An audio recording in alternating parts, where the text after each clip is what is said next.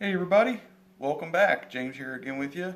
And in this video, I'm going to be following up from my last video with the 2-cycle pellet lube.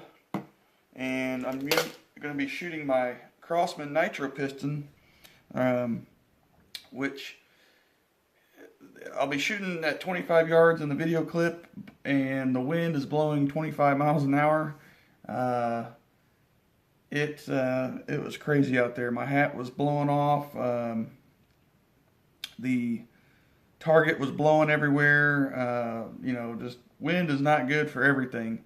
But I pulled off some amazing shots even in the wind and at 25 yards. The wind was so strong though, it was moving me, the table, and everything. Like I mentioned in videos in the past, but like I said, I got some good shots pulled off. I want to show you guys a group that I just pulled off, I was experimenting with this gun, and following the last video, what I did was I scrubbed this bore of this rifle, this brake barrel, the Crossman nitro piston, with a bore brush until it was a mirror finish.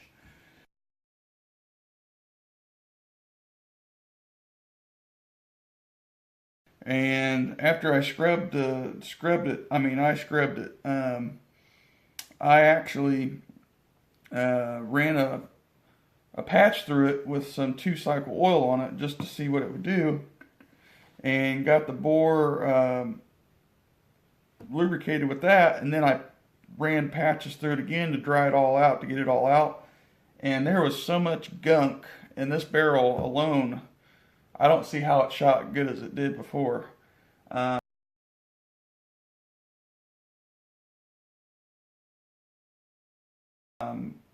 But I cleaned it out super well. The bore, like I said, mirror finish, and that was my goal. So let me go ahead and show you the shooting clip that I'm talking about. And I learned something which I kind of had in the back of my mind, that I've been experimenting with it, but I just wanted to clarify and get it on camera for you guys to show something that I've been working on to see if it was really legit. So check it out.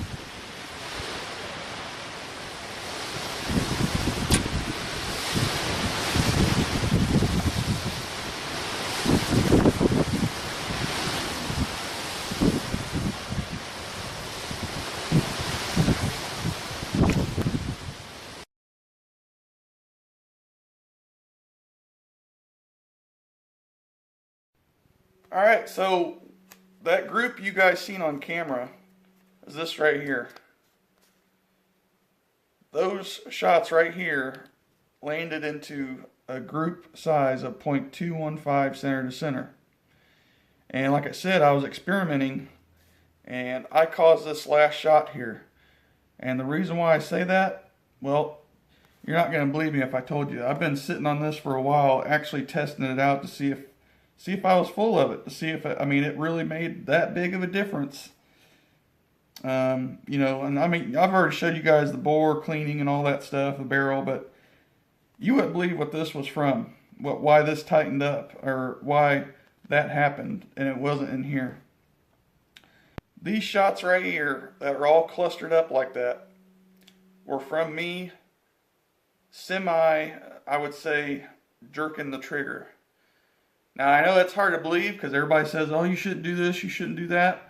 Well, I've already proven a lot of things that people say you shouldn't do, and it actually makes your shooting experience so much better. Like, number one, you always hear, never take a brush to your bore. So what does it do when you do take a brush to it? It makes you shoot tight groups. I mean, it's a no-brainer. I mean, if it works, it works. So, like I said, that is just plain outright, I'm dumbfounded by that. Like I said, I've been sitting on it and I couldn't really believe why it would work and how it works. And the last shot here was for me just squeezing the trigger like anybody else would, taking their time, just gently squeezing until it breaks. Well, come to find out, on these break barrels like this, on these Crossmans, and I'm sure most other guns that are imported from China are the same exact way. No matter how good of a trigger you have, whether it's the Charlie de Tuna or any other trigger that's aftermarket, isn't the one that come with it or whatever, it doesn't matter. What matters is the consistency of where the trigger breaks on the actual piston. This trigger is not like your normal trigger on your firearms or PCP guns. This trigger is actually connected to your piston. There's no linkage, there's no sear. The trigger is it. As soon as you pull that piston goes. So if you're sitting there just creeping it and creeping it, creeping it, creeping it, creeping it, creeping it, and then finally, boom, it goes off, that's what's causing the inaccuracy downrange. And like I said, I'm so dumbfounded by this that I couldn't believe it actually worked. So I'm going to go ahead and dry fire this. And one time isn't going to hurt it, so let me show you what I'm talking about. It's unloaded. So when I'm shooting now, I'm going to show you this side. When I'm shooting now, I get my finger, the edge of my finger like this on there. And instead of just jerking it right away, I squeeze it till I feel a stop. Because this feels like a semi two-stage trigger. It doesn't feel too much different than the regular Crossman trigger. But once it stops, you don't sit there and just keep rolling it. You just go. Just like that. Because that's where the piston is at. So if you just keep rolling it, rolling it, rolling it, the trigger that connects to the piston, it just keeps teetering, and finally it's going to break. There's no exact moment when it's going to break, and that can cause your guns to do all this and whatever the gun's going to do.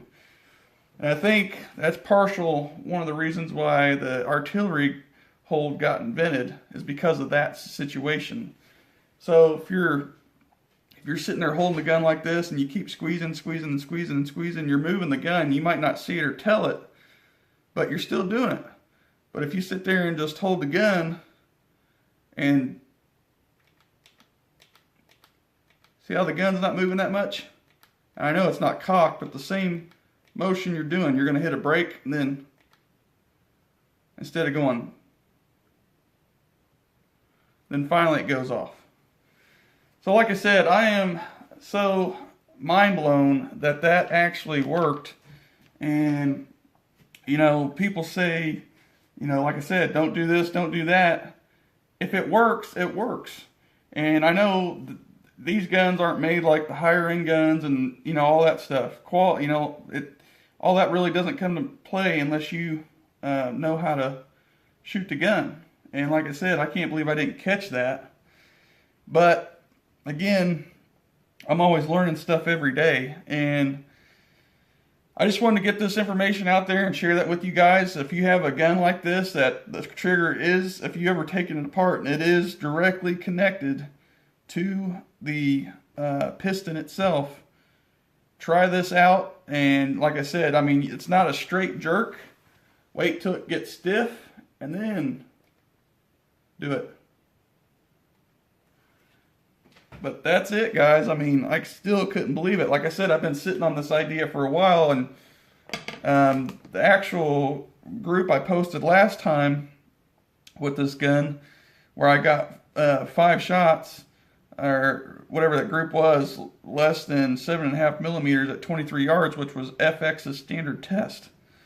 So that just goes to show, if you keep shooting your gun and learning about the gun and know about the gun, it'll work wonders for you. So anyways, I'm going to leave you guys with that, and I hope you get something out of this and try this and let me know. I know a lot of you guys have started trying stuff that I've been showing, and it's been working for you, and that's great. I truly appreciate you guys, as always.